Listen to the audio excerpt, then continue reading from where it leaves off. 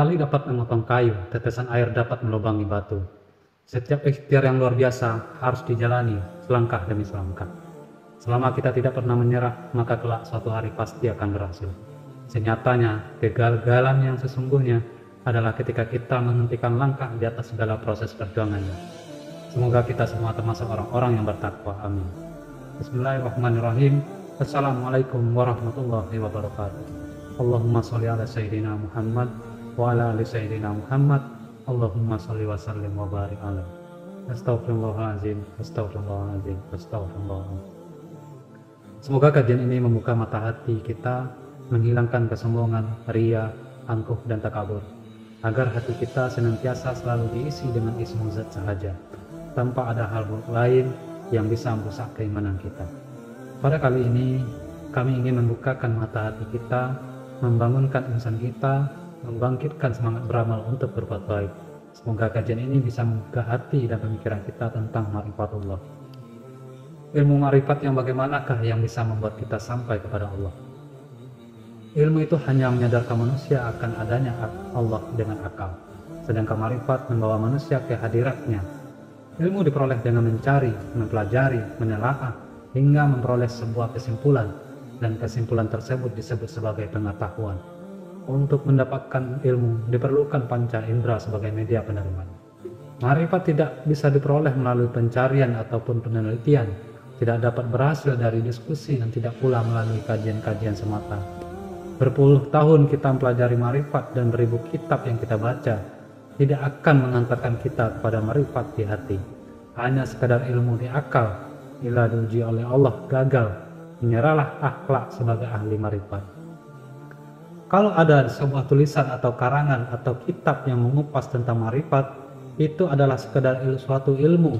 Itu hanyalah ilmu ma'rifat, bukan ma'rifat itu sendiri, yang tentu saja tidak bisa membawa rohani kita sampai ke alam ma'rifat. Karena ma'rifat yang dimaksud adalah ma'rifatullah yang sering disederhanakan maknanya menjadi mengenal Allah. Ma'rifat bisa diartikan sebagai keadaan di mana manusia benar-benar telah mengenal Tuhan, sehingga tidak ada keraguan sedikit pun dalam hati batinnya bahwa sesuatu yang diyakini itu benar-benar Allah adanya. Seperti ungkapan Syekh Abu Yazid Al-Bustami tentang ma'rifat, tiada keraguan sedikit pun bahwa yang aku saksikan adalah Allah. Ma'rifat dalam pandangan Syekh Abu Yazid Al-Bustami adalah penyaksian atau musyahadah sebagai syarat awal untuk bisa dikatakan seseorang telah mengenal Tuhannya. Syarat seseorang bisa disebut sebagai muslim apabila telah mengakui Allah dan Rasulnya dalam sebuah kalimat pendek, aku bersaksi tiada Tuhan selain Allah, dan aku bersaksi Muhammad adalah Rasulnya. Dalam tahap selanjutnya, tentu kalimat itu bukanlah sekedar diucapkan belaka, tapi kita benar-benar telah menyaksikan Allah dan telah menyaksikan Muhammad sebagai Rasul, sehingga kita tidak tergolong sebagai orang yang bersaksi palsu atau hanya sekedar mengaku-ngaku. Terus siapakah ahli ma'rifat itu? Ahli ma'rifat itu bukanlah terdiri dari mereka yang telah menulis 1000 kitab ma'rifat, tidak juga dari mereka yang telah membuat beribu video ma'rifat, tidak juga dari mereka yang telah berguru dengan beribu guru ma'rifat, bukan juga dari kalangan mereka yang telah membaca 1000 kitab ma'rifat. Juga sudah tentu bukan dari kalangan mereka yang telah mendengar beribu video ma'rifat. Mereka di atas hanya boleh digelar sebagai penulis kitab ma'rifat, pembuat video ma'rifat, anak murid kepada guru yang mengajar ma'rifat, pembaca kitab ma'rifat, pendengar video ma'rifat. Sedangkan ma'rifat itu bukan ilmu yang bisa dituntut. Ma'rifat ini bukan ilmu yang boleh dipelajari. Ma'rifat ini ilmu rasa yang diberi oleh sang pemberi rasa. Siapa saja boleh merasa ilmu ini, kalau sang pemberi rasa mau memberi rasa. Tak perlu berguru, tak perlu melihat video, tak perlu membaca kitab. Tetapi belajar kenal itu adalah lebih baik daripada tidak belajar apa-apa. Belajar menuntut ilmu untuk kenal dia itu adalah jauh lebih baik dari tidak berbuat apa-apa. Tetapi belajar itu bukanlah jaminan untuk menjadi ahli ma'rifat. Saya telah banyak melihat di Facebook, di YouTube, sudah semakin ramai yang menganggap diri mereka ahli ma'rifat hanya karena mereka telah membaca kitab ma'rifat. Mereka sudah bisa dibilang sebagai ahli ma'rifat atau mungkin pakar ma'rifat karena mereka telah berguru dengan guru marifat, maka mereka sudah bisa digelar ahli marifat.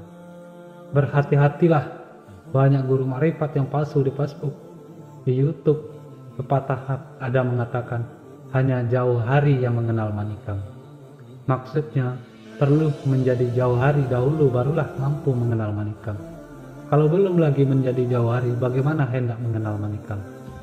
Seperti kita mau membeli mutiara, kalau kita bukan ahli mengenal mutiara, bagaimana mungkin kita boleh membedakan mutiara yang asli dengan yang palsu? Begitulah ilmu marifat. Orang yang tahu saja yang dapat membedakan guru marifat itu asli atau palsu. Saya tidak berniat untuk merendahkan sesiapapun karena marifat itu bukan ilmu berguru. Marifat bukan ilmu membaca kitab, menonton video, atau apa-apa jua yang bersangkutan dengannya. Marifat ini ilmu rasa datang dari Allah. Marifat juga bukan ilmu masuk surga, bukan ilmu mau banyak pahala. Kenapa kita terlalu bernafsu sekali ingin digelar ahli marifat setelah kita membaca kitab marifat? Kenapa kita bernafsu sekali ingin menjadi ahli marifat setelah berguru dengan guru marifat? Hebatkah bila sudah menjadi ahli marifat? Masuk surgakah setelah menjadi ahli marifat? Astagfirullahaladzim. Marifat adalah ilmu mengenal Allah, tiada sangkut pautnya dengan surga atau pahala. Tiada hebat apapun ilmu marifat ini. Tolong buang rasa kehebatan jika ingin belajar ilmu marifat. Buang rasa ketinggian jika jadi ahli marifat. Ilmu marifat bukan ilmu jualan. Ilmu marifat bukan ilmu heboh sana sini. Ilmu marifat bukan ilmu membaca kitab. Ilmu marifat bukan ilmu menonton video. Ilmu marifat bukan ilmu berguru sana sini. Walaupun dengan belajar ilmu marifat tidak akan menjadi kita ahli marifat seperti yang selalu saya katakan. Belajar itu lebih baik dari berdiam diri, sedangkan rasa hendak mengenal Allah itu lebih baik daripada tidak berbuat apa-apa. Ingatlah bahwa marifat itu adalah ilmu rasa yang datangnya dari sang pemberi rasa. Marifat adalah ilmu padi, semakin tinggi hasilnya akan menunduk ke bawah. Semakin dalam kemarifatannya akan semakin tunduk, itu pula lah marifat. Semakin dalam kemarifatannya akan semakin tunduk, itulah marifat.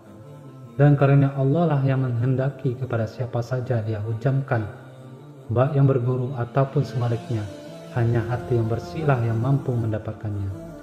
Hilangkan kesombongan, hilangkan keakuan, hilangkan penyakit hati, agar hati kita hanya diisi oleh Allah Subhanahu wa Ta'ala saja. Semoga dengan kajian ini menjadikan kita menjadi hati yang lebih bertakwa, hati yang tidak sombong, dan yang paling utama, hati yang tidak berburuk sangka.